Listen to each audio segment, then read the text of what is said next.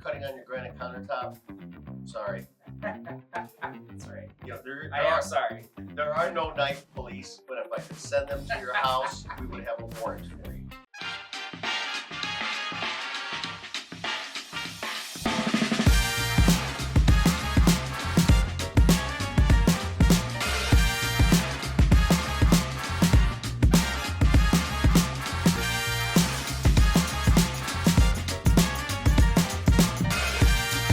All right, so welcome to another episode of A Chef's Guide to Chicago. I'm Michael Steckley, and thanks for tuning in.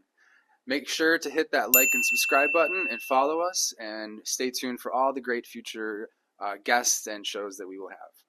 My very special guest today, I'm actually at his shop, and thanks for having us out, Dan. This is Mr. Dan Mennemeyer, and we are at Exact Blade. Dan, if you don't mind telling us a little bit about your shop, your address, your website, yourself, your title, your experience with knives for our viewers so they understand how much homage they need to pay right now. Michael, hi. My name is Dan, and I'm the owner of Exact Blade here in Northbrook. We're located at the southeast corner of Dundee Road and Waukegan Road, 813 Waukegan Road, Northbrook, exactblade.com. And we're open Tuesday through Sunday. We open up every morning at 9 a.m. We're closed Sunday, Monday. We are a full-service brick and mortar sharpening shop and cutlery store. So we carry cutlery products that rival that of Crate and Barrel and Sur La Table and all your large retailers. And we also carry sporting good and pocket knives. So knives that you primarily find online, you now have a brick and mortar access to some of the top names such as Benchmade, Microtech, Spyderco. If it's out there, we have it. We have custom items right down to affordable items. So if you're looking to step up a little bit from a discount store and look at knives, we can help you. And if you're tired of the department store runaround, we can help you because we're knife experts. We only carry things that are related to knives and the sharpening thereof. And Dan, you had said you are a master sharpener, is that correct? Yeah, Michael. I started off career change. I was very interested in sharp knives, and so I can sharpen knives up against the best in the world in the country. I've gone up against people all over the country. I know sharpeners from East Coast to West Coast, and I can tell you there's not many of us at our level. I can take your chipped Japanese knives or your bent German knives and give them back to you as sharp or sharper than factory, and you'd never know they were broken. So that's what we do. Quickly, I realized, why not just open up a cutlery store? So when you put the two together, a full brick and mortar service and sales, that doesn't exist. Much like a car dealership, you can buy your nice car and get it fixed there and get your accessories. Right. The shops like ours, I can almost count them on two hands in the country. There's some sharpening shops out of a garage. Right. You know, you have Mr. Green Jeans at the farmer's market. Right. So this makes your shop not just a knife shop, but a very special shop because of the spectrum of blade quality that you can deliver for your customers. Right? Yeah, not just from that perspective, but we're very bespoke. So foodies come in here, chefs come in here, people want to learn. I was discussing with you earlier that we have knife classes, knife skill classes, but they're interactive. That's right. Yeah. Very cool. Would you mind giving us a quick tour of your shop so our viewers can just see what you have here, so that they might be interested in, if they were ever interested in, diving into knives or the world of knives, a tour might be a really good way for them to get. I'd love to. Just the backdrop that you see here is just some odds and ends. As you can see here, this is more of our sporting goods section. Everything from what you would see in a sporting goods store like Dick's, fishing knives, small camp axes. We even carry a few tools. We do Diablo and Freud tools, so we do carry some things that you'll find in a hardware store, but again, related to cutting. Cleavers, as you can see here, more pocket knives, more hatchets.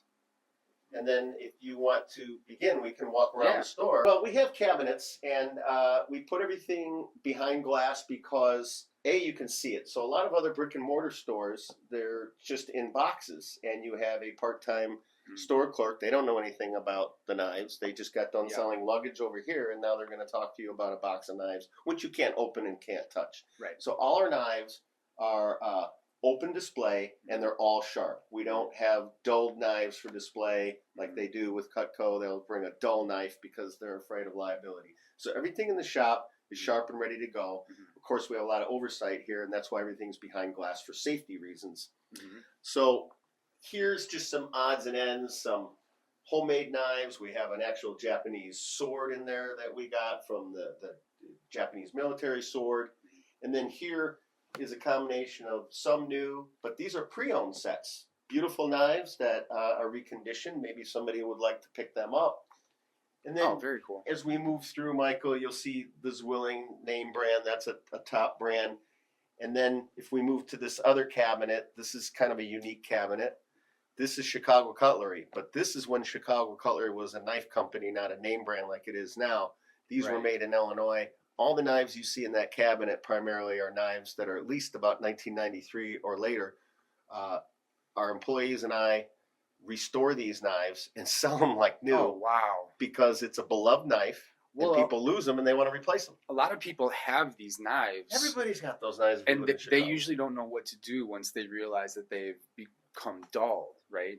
You know, those types of knives, if you don't have a sharpener like yourself to do that, typically they might just fall to the wayside in the drawer, right? Well, and what happens, yes, good question. The handles get bleached out. That's right. The knives get dull. Perhaps they're rusty.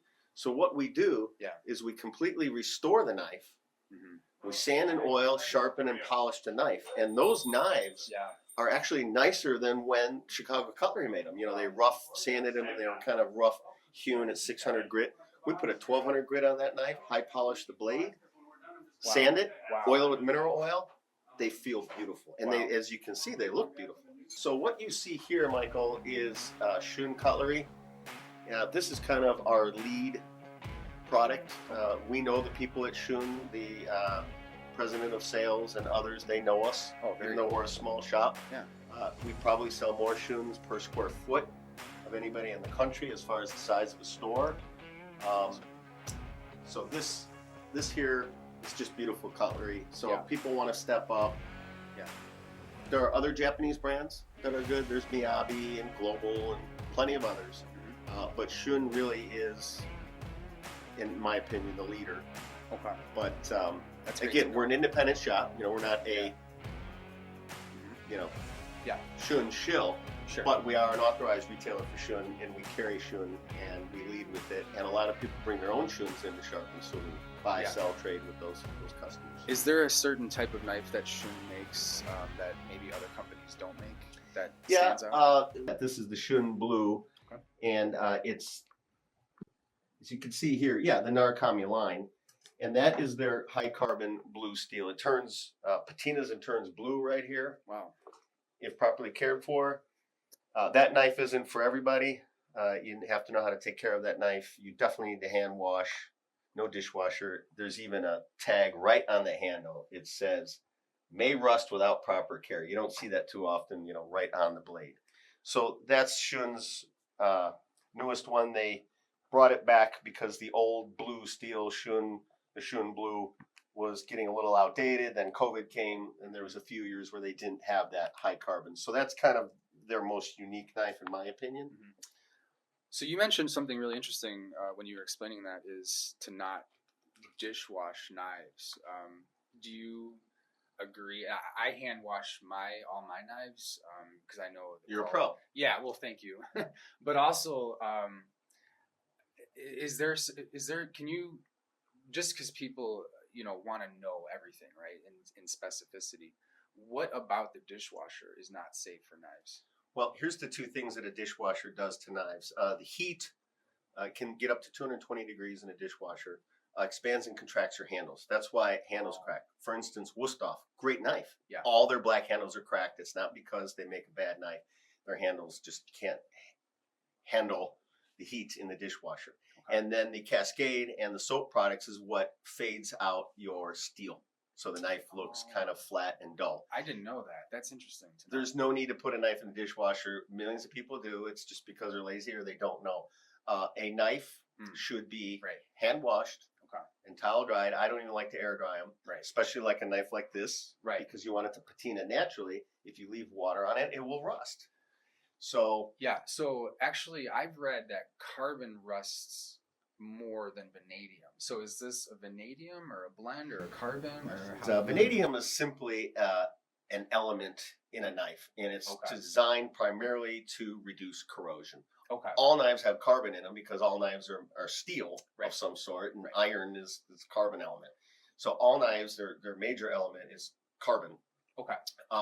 But things like molybdenum and vanadium and other materials in a knife are primarily designed for beauty, appearance, corrosion resistance, certain kinds of strength. Okay. Tensegrity, right? Yeah. Okay. So like this knife here, it does have stainless steel properties up here, but this painted look down here, that's the high carbon. So it does not have any vanadium or chromium or anything in it. It's just a polished high carbon steel, Okay. and it will turn blue. Okay. Now, I'm a left-handed chef, which is a very rarity in the industry. So whenever I'm in kitchens, you know, I don't necessarily choose left-handed knives, but I feel like I should. Can you explain a little bit about that? Because I've never really gotten a proper answer, and I feel like every time I navigate that question for my own self, I never really get the meat and potatoes of the question. So maybe someone like yourself who's a pro can kind of shed some light on the industry for us. 99% of the knives are ambidextrous. Okay. Okay. Okay. So just go ahead and use them. Okay. A left-handed or a right-handed specific knife can be achieved by the following: in the blade, or the handle, or both. Okay. First of all, blades that are lefty or righty specific is 1%. 99% of the knives are ambidextrous. Okay. And even more rare is a handle that's actually designed for lefty. Where you're going to find it if it's lefty or righty specific is in the blade. Okay. So if we can look here, I can give you an example. Yeah, please. Okay. So this particular knife is called a deba, and debas oftentimes are single beveled. And if you're ever going to see a left-handed knife, it probably would be in a deba. And what a deba is, it's just kind of a combination of a santoko and a cleaver. Yeah. Debas are quite thick. Kind of looks like a It's like santoko. 5 inches, right? Yeah, they can be this big, they can be shorter. Yeah. I have a small one. This is great for cheese, radishes, anything that you're applying a lot of pressure onto a board. But if you look here, I don't know how you can see it in the camera, this side is flat. Okay. And then on this side, here's the bevel. Interesting. So this is a single bevel knife. So Again, I've actually never seen a blade like that. 99% of the knives are just Yeah. what you see on this side and that side are the same. The handles are ambidextrous. Okay. So as you can see, the handle here is ambidextrous. Doesn't matter if it's in your left or right. But look what happens if it's in the left.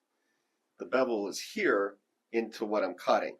More often than not, if you're right-handed, let's say we're cutting a sausage, we're cutting and we're moving the food to the right. So here's the bevel. If this was a left-handed knife, the bevels would be on the other side. Oh, wow. And then you would cut and move to the left, cut and remove to the right. So Michael, what we have here is, I recommend you can get 4 or 5 knives and you can have a complete set. So again, these 3 for sure. Yeah. Okay? Paring, 6-inch utility slicer, some sort of serrated bread knife. And it doesn't have to be on bread. Great for cutting ham, meat, whatever you want to do.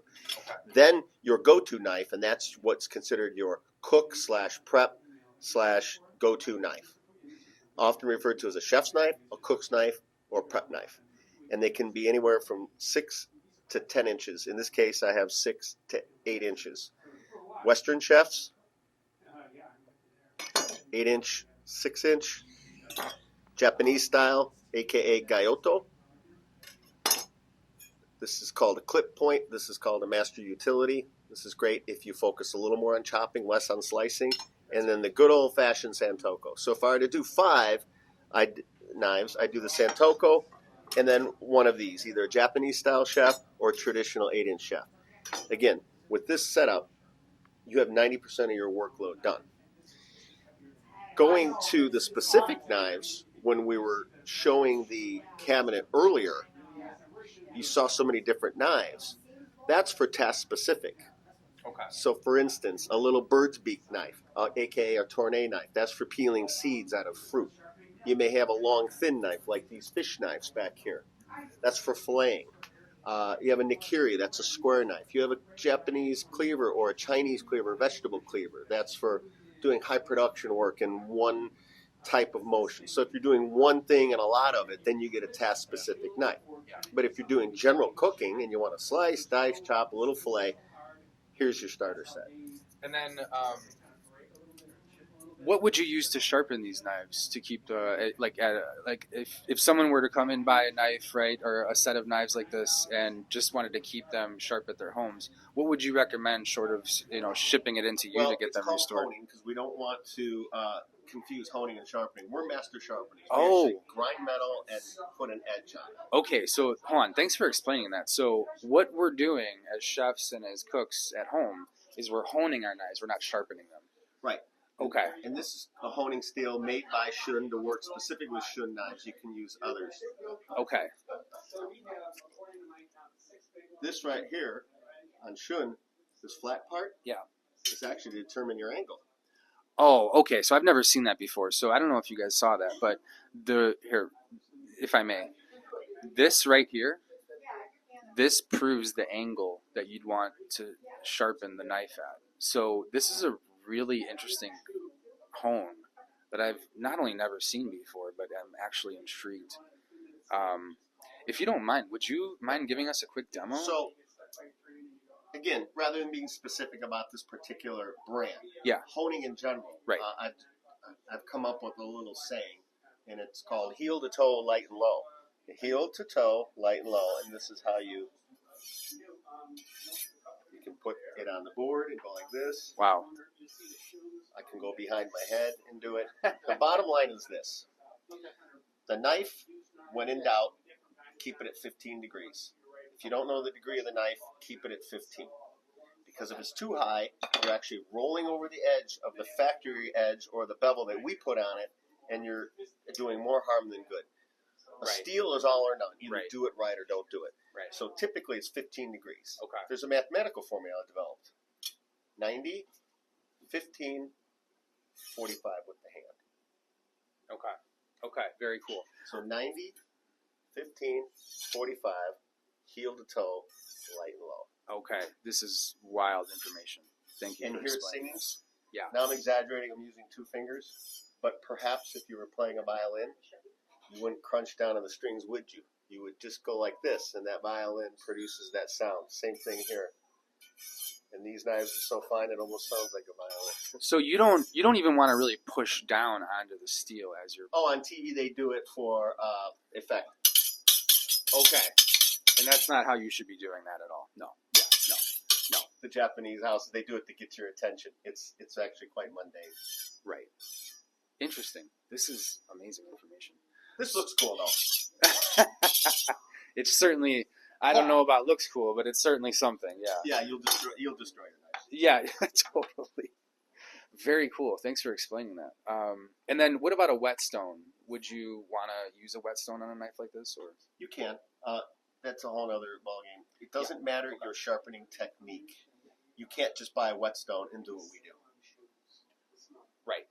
People come in and go, my knife is scratched, it's crooked, because there's two things to a knife, profile and sharpness. You can get it sharp, but what if you ground it all funny and the tip is curved and you messed up the butt end of the knife? Right. We undo people's bad work all day long. So I guess that leads me to another question that wasn't on that questionnaire, is anatomy of a knife. So we have the handle, we have the butt, you mentioned earlier, the tips. Is there anything else that our viewers should know about, like, the anatomy of a knife that's relevant? Yeah, I mean, essentially all knives have, the most important anatomy, in my opinion, is the handle. Okay. So when you would ask me in a questionnaire, what's the best knife to buy? Yeah. It's the knife that you like to hold. Whether it's a Wusthof or a Japanese knife. So it's weight and feel. Hear that? You heard it first from the knife expert. If you don't like the way the knife feels, you never will. You're starting off, and then you can learn to like it. Okay. But so how I sell knives in the store is we'll just keep putting knives in people's hands, maybe even have them close their eyes, and instantly they don't have to say anything. We know. They go, ooh. Yeah. And it just And feels. the very next person can pick up the same knife and go, I don't like that. Yeah, right. So it's totally feel, tactile. totally person. It's individual. Right. Ask any athlete, especially in a racket or a sport, tool sport, a baseball. Yeah. Everybody has different bats. Everybody has different tennis rackets. Yeah. It's custom feel. That's right. So we'll custom fit you with knives the same way you would if you're going into an athletic store for your golf clubs. So as a chef, one thing that I kind of tune into is my posture when I cut, but also the weight and the feeling as you're describing really taps into the fine, gross motor skills of the person. So I think that's really important to explain. So thanks for that. Yeah. So here's an exercise. Put this in your hand, Michael. Okay. I'm left-handed, so there we go. And now close your eyes. Okay. And can you tell how long the knife is protruding from your hand, really, or is it just there? Can you tell back, front, side to side, or does it just feel like it's there? I want to say I can feel how long it is, but I can only do that by tapping into like how it feels by weight, right? Because I've held so many knives. But even just holding it in my hand, I also feel like it's just there because it feels like part of my hand now. Yeah. So hang on to that and let me get you another knife. That's really cool. Wow. Now that's a really neat exercise. Here's a German knife, the classic. This, by the way, is a reconditioned old Zwilling knife. This knife's at least 60 years old. Great knife, but it's a different knife. Yeah. Now, hold these two knives okay. if you can. All right, I'm going to put the mic down. Close your eyes. Okay, wow. Now, they feel different, don't they? Which one feels like it's just kind of there? So space and shape. The one that feels like it's just there is this one. Okay. The other one, it's definable. You can feel weight in the back or the front. That's right. You can feel edges. I can feel how my hand contours to where my index finger and my thumb sit. Yeah. And I can feel how these three fingers grip the handle. Right. Really interesting. So the difference between, and who's to say what's right and wrong? This knife, over long periods of time, will not give you arthritis. Interesting. These right, yeah. German knives, you use it all day, you're going to be beat. But this is a heavy-duty piece of equipment. Another interesting piece of information to consider when choosing knives. Right. All right, Dan, thanks for explaining all that to us. So actually, one thing I know as a chef, there's a really great combination when it feels like when you're cutting a great knife and a great cutting board. So is there anything that you can shed a light on for our viewers here today as a knife professional that you can explain or recommend, like certain cutting boards that might go well or complement the process? Sure. The two determinants of knife wear and tear and the frequency of how long your blade lasts is, number one, just how often you use it, the frequency of use. Your go-to knife is going to wear out faster than the knife you use once a week versus 5 times a week. Mm-hmm. In close second is the cutting surface, okay? Mm-hmm. And I say surface. I don't want to say cutting board. I'm just going to talk about cutting surface. Okay. If you're cutting on your granite countertop, I'm sorry. That's right. I am sorry. There are no knife police, but if I could send them to your house, we would have a warrant for you. Bust it out. That's right. Plastic. Most people use plastic. Restaurants use plastic because they're required to. This myth that foodborne illnesses rest in wood. If you keep your wood cutting board clean, you're going to be fine. Mm-hmm. If you have to use plastic, that's fine. You keep us busy. We're a sharpening shop. That's how we make money. We sharpen knives. We sharpen dull knives. That's right. But if you want your knife to last the longest and you want to be the perfectionist, that's what we're trying to show you here is find the right type of knives, how to take care of them, and the cutting surface to maximize your cooking experience. Mm-hmm. That's right. Okay? So if you want to maximize it, use wood. Now, there's all types of wood. This is the John Booz block, very popular. They're expensive. Doesn't have to be that brand, but I just happen to have one because everybody knows what a Booz block is. It's end grain.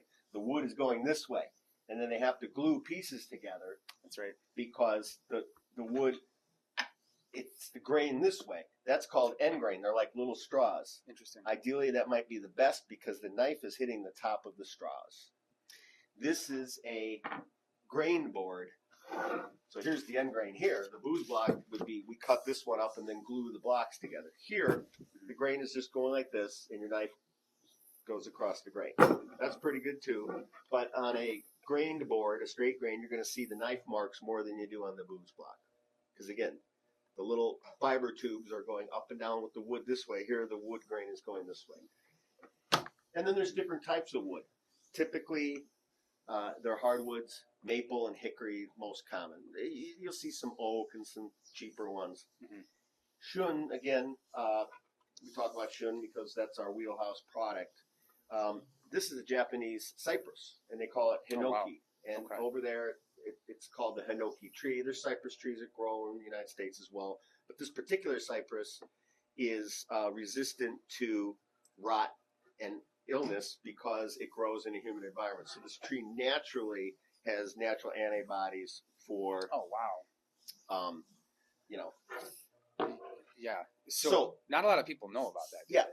So No. this board, and it's funny, I learned this from the Japanese in this company. It says wet cutting board before each use helps resist staining. That makes sense. When you're cutting something, food and color is coming off your food. If the surface is damp or wet, it immediately dilutes and then also reduces your Oh, wow. issue with bacteria. Really And interesting. then if you clean it right away, Yeah. it doesn't matter. You have time to clean it. Okay. I started actually doing that on the American style boards. I'm like, duh, why not wet the cutting board? Yeah. When you turn your knife upside down to slide those sticky onions off, and they're everywhere and you're going like this, they move right off. Obviously, if I'm cutting bread, I will not wet the board. But everything else, I now dampen my cutting board because my Interesting. food moves around. Yeah. The water immediately dilutes anything that's resting on the board, and then it just is on the surface. And how do you clean a wood board? I was just gonna ask. Yep, you got it. Just a little brush and some Dawn dishwashing liquid, and you Okay. agitate the board. You put it in the sink this way. You use your sprayer, Right. and you can let the board air dry. So Your Dawn knife- dish soap. Dawn dish soap. You heard the knife professional. Yeah, I love Dawn dish soap. We use it in the shop for everything, but Okay. any kind of soap. Okay. Okay. And then your board occasionally, you keep it. If you're good at cleaning it, it'll last longer. And then occasionally you can deep clean it with some lemons or any type of wood cleaner, and then you can oil it. And just use food safe mineral oil. Okay. These you don't need to oil, believe it or not. There's a lot of talk about the Epicurean board. I'm not a big fan of that board. It's a composite. You Okay. can say what you want. They got a cool name. Yeah. And it's sold at cool department stores, and everybody says, I have an Epicurean board. It's a composite hard surface. That's I'm right. just telling you, rock, paper, scissors in the knife world. Yeah. Okay, the rock is your granite, smashes knife, doesn't cut food. Okay. Okay? Yeah. This is the preferred choice amongst old-fashioned true professionals. If you don't want to use wood, I get it. If you're lazy and you're not good at cleaning things, stick to your plastic, and then come to us more frequently to have your knife sharpened. So quick question then. You had mentioned plastic several times. Is vinyl plastic? Or is vinyl vinyl? Well, vinyl, my impression of vinyl is you would cut through it. Yeah, those thin little matte cutting Yeah, things. that's what I mean. Those are sold popular on Amazon and, outlets. Again, it's because it's cheap stuff. Okay, yeah. Yeah. And that's not recommended. These for are knives. heavier, they're bulkier, they're harder to care for, and they're more expensive. But Okay. again, that's our shop. We're a bespoke shop. If you want to Absolutely. learn how to do it right, That's right. come to us. If you want to learn how to do it on the cheap, just go to Amazon or Target and buy your items and have fun whacking away with dull knives.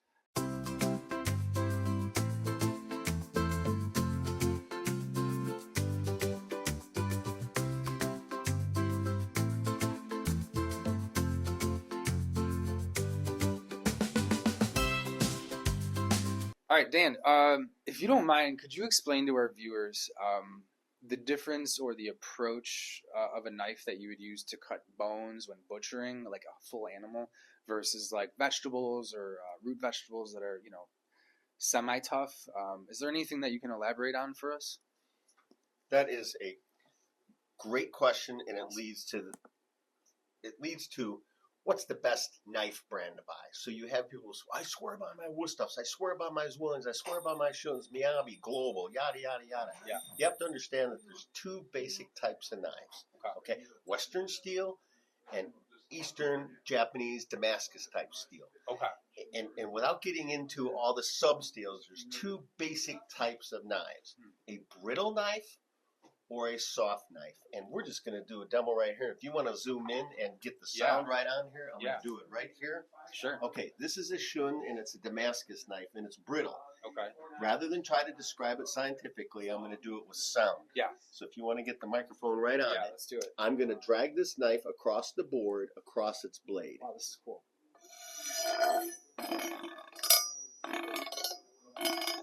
You hear it hopping? Can I take a guess that that's brittle? That's brittle. Okay. Now, here's your German knife. Okay. Whoa. Okay. Whoa. It's a paint scraper. So that would be used to cut bones. Both are equally sharp on the sharpness factor. They both have an HRC of, 60 plus or minus. Okay. Wow. But this one is brittle and this one's soft. This one dulls like the edge of wood or lead. It rolls over. This one dulls like a piece of glass, little tiny fragments and chips and little crags. Right. And people come in and go, oh, my knife's all chipped up. Small chips is fine. That's wear and tear. So this one just kind of dulls and rolls over. Yeah. And this one looks like broken pieces of glass. Interesting. If you drop this on the floor, chances are the tip will bust off. Wow. You drop this one on the floor, the tip will bend. Okay. Either way, you either hammer it out or grind it off, reprofile and fix it as if it was never there. We can do that. Wow. So we got your back. So Yes. taking it a step further, as we talked about earlier, the perfect set, you may want to have one of these and one of these. This is for low impact. You can use it for hours, and it cut vegetables, and it's smooth. Right. This one's heavy duty. It's going to beat you up. But if you're doing raw fibrous vegetables, or you're coming in contact with bone or semi-frozen food that you want to break down, the food isn't quite thought out yet, pull out the Western knife or the German knife. Okay? Yeah. But when your food is all soft, easy, cooked, or uncooked, and it's not super fibrous, hard, go to your fine Japanese knife. This type of knife will force you to be a little bit more of a low handicap user. Okay. If you're a higher handicap user, you can't go wrong with one of these. Okay. So by spending a little more money on a fine Japanese knife, you might raise your cooking skills. So it doesn't mean that Japanese or German style knives are better. Yeah. It's just understanding what they do. At my house, I have a mixture of Western, heavy-duty, Wusthof, Zwilling type of knives. And I have plenty of Shun and other small manufacturer, very fine, fragile knives when I'm making my sushi. Or I want to cut lemon wedges perfectly to impress my friends, and it slides right into the Corona bottle, and they're cut perfect. That's right. If you don't mind, real quick, Dan, we had a really great conversation earlier off camera about how quality knives, quality cutting boards, and quality kitchen equipment in this realm of the kitchen capacity can really bond relationships. Would you care to elaborate on some of your experience with that? Sure. Two things, and we were talking off camera about this, and one is kind of an observation, another one is a factual story. Sure. My observation is this: when we subconsciously go to the grocery store, the reason why a lot of people buy pre-prepared kebabs and other things is because subconsciously we don't have a knife like this. We don't know how to use a knife like this, and we don't want to cut all the peppers, mushrooms, tomatoes, onions, and meat. So we buy it, the pretty one, all made out, grill it, and all our friends are like, oh, this is so beautiful.